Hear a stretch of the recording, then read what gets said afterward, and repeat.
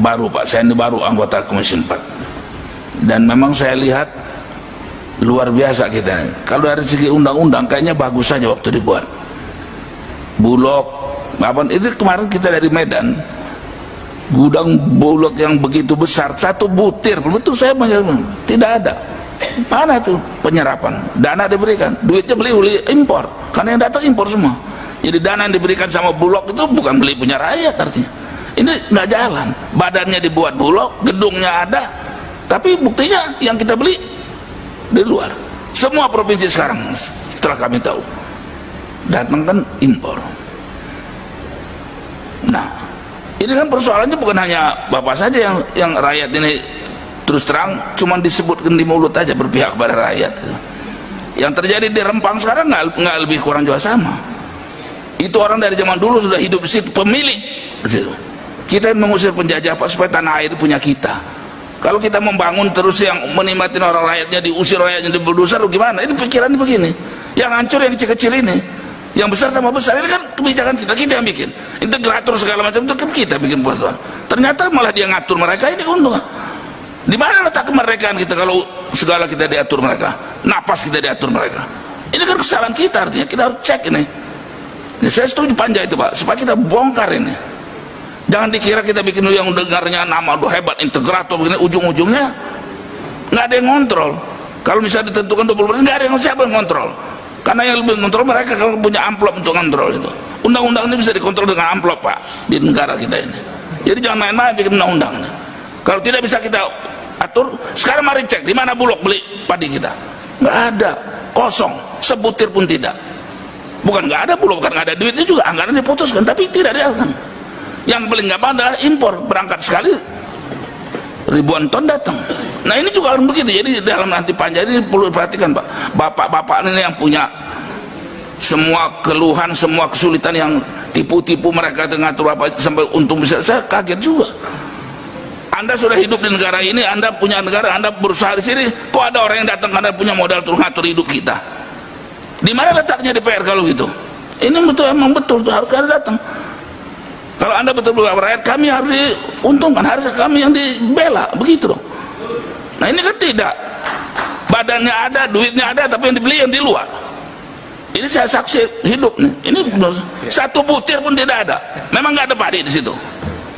Nah, dan negara ini yang katanya berpihak, kadang-kadang juga lucu. Saya bilang udah lucu tuh. Berpihak kepada rakyat, semua mereka tahu bahwa memproduksi beras itu susah karena semua faktor produksinya kan naik semaunya, tidak diatur, ya kan? Pupuk, bibit segala macam. Tapi begitu harga gabah, negara yang menentukan dan tidak pernah menguntungkan. Kalau dia ditentukan menguntungkan, saya angkat topi. Itu baru namanya membela rakyat. Apalagi kalau seperti kata Pak Jarod, yang punya rakyat kecil ini beli lebih mahal oleh negara. Iya, betul. Nah, baru jadi dia itu lebih bagus. Ini terus sampai ya, negara ini lebih senang ngasih duit langsung, semua mukanya naik. Ngasih duit cash. Padahal ini nggak ngasih, mestinya yang berproduksi ini yang dikasih harga lebih. Semua petani ngomong sama kita, Pak, daripada bantuan langsung, harga kopi kami dikasih, harga singkong kami, harga ini yang benar, harga telur kami benar. Itu lebih betul. Itu harus kita atur sebetulnya. Duit itu membeli, menghargai. Kan kita ini nggak ada yang bodoh sebetulnya, dirjen-dirjen. Hitung produksi telur berapa, beli harus di atas itu, baru rakyat untung. Kenapa jadi orang lain yang suruh ngatur keuntungan rakyat? Kita yang mesti ngatur. Mereka harus untung minimal 20%. Bikin harganya. Harga pokoknya sekian, harga sekian. Negara. Saya setuju DPR memutuskan seperti itu. Jadi yang beli negara. Ya. Jadi kan seperti sekarang diserahkan sama mereka lagi ngatur. Ujungnya kalian semua diatur. Sekarang hari ini baru saya dengar luar biasa ini. Hanan bilang, saya belum pernah dengar dari Bapak bahwa keuntungan Bapak diatur orang. Kita di negara kita diatur sama manusia. Kalau diatur negara saya angkat topi. Tapi kalau diatur orang-orang kaya-kaya yang ngatur negara ini, pimpin-pimpin ini semua, makanya Rempang orang yang sudah bertahun-tahun itu mau dibulldozer sama jenderal kita, dididik sama ini bukan punya mau mengamankan negara, mau berdoser rakyat. Nah aneh itu. Di mana letaknya yang benar? Kalau saya yang bisa punya orang, saya pecat tuh kayak gitu. Karena semua itu dia orang dididik untuk membela kita, mengamankan. Ini enggak, ngancam mau bulldozer apa itu? Demi si asing ini mau buka usaha. Ini dalam bidang kayak ini juga sama, selalu berpihak kepada mereka. Dan kalau nggak boleh mereka yang ngaturnya lagi kembali dengan amplopnya tuh. Ini kayak saya terbuka nih ngomong. Ini hak kami di PR untuk bicara. Jadi menurut saya Pak, begitu banyak ini kesempatan, jangan disia-siakan. Buka aja, jangan ditutup-tutupin. Sungkan-sungkan nggak ada itu. Sudah nggak zamannya lagi Pak. Dan berhentilah ngomong berpihak rakyat kalau masih begitu caranya. Ini cuma di mulut aja Pak rakyat. Sebutnya rakyat berproduksi nggak dibeli. Saya dapat data jagung itu saja diperkirakan 18 juta lebih. Kita perlu paling 16 juta, mestinya surplus. Kenapa jadi impor terus? Duit siapa dipakai? Ya duit dari pajak dari kita. Buat ngebunuh kita, kan gila itu namanya. Siapa yang melakukan? Pemerintah kita. Ini yang nggak benar gitu. Termasuk juga di PR artinya kan. Jadi bikin aturan hati-hati kita. Ini Bapak koalisi loh ya. Iya. Nggak peduli saya. Jangan ragu-ragu, kita ini pribadi berbicara pribadi Pak. Kadang cuma pencitraan dulu. Jadi kita jangan pencitraan lah. Saya terus terang saja melihat, menurut saya kita ini baru ngomong aja berpihak pada rakyat. Ya.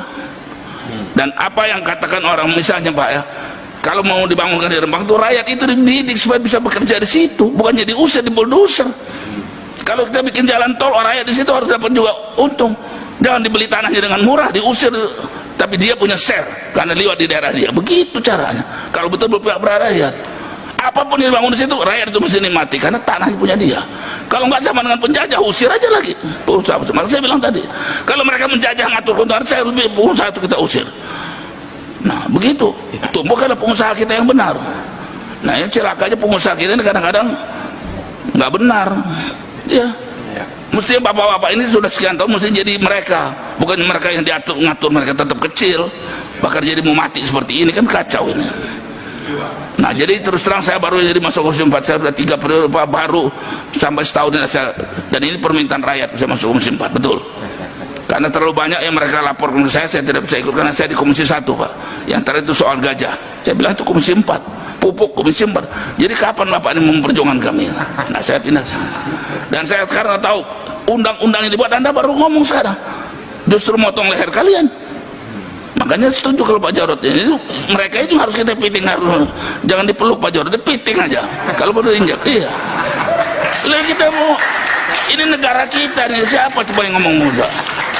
Nah jadi saya setuju Pak Jarod yang begitu udah keras ngomong, cuman dia bilang dipeluk, ini orang Jawa sih. Nah jangan bilang lagi ndablak, saya nggak ngerti Pak. Jadi saya pikir dia senang, dia bebal, betul setuju. Jadi beberapa dirjen kalau bebal itu Pak, kita usul ganti. Nggak peduli dia mau koalisi nggak koalisi, mau kuali apa, nggak ada urusan, pecat. Kalau nggak berpihak rakyat, begitu dong. Bapak juga berhak begitu. Dirjen itu tidak berpihak kepada kami, menyusahkan kami. Nah kami dari DPR langsung kita harus sama-sama begitu. Kalau Bapak cuma ngudumel di belakang atau demo, betul saya setuju, nggak usah dicapai aja lah. Karena sekarang negara juga beri duit itu buat nyemprot rakyat, buat menyusun gebukin rakyat. Padahal itu hak kita untuk demo. Sekalipun di sini tetap nyatanya kan digebukin, ditahan. Ini saya baru dengar lagi baru-baru ini yang demo-demo Rempang itu, kan orang panas dulu, udah susah, nggak bisa nelayan, nggak ada makanan, demo lagi. Siapa yang ngasih makan minum? Ada ustaz ngasih dia makan, ditangkap sekarang. Orang yang bagi makan ditangkap, ini kan lucu bener kita. Justru karena rakyat lagi berjuangkan nasibnya, kita mesti bantu mestinya. Jadi di mana letak berpihak rakyat? Ayo kita buka diskusi gitu. Yang mana bukti yang berpihak pada rakyat?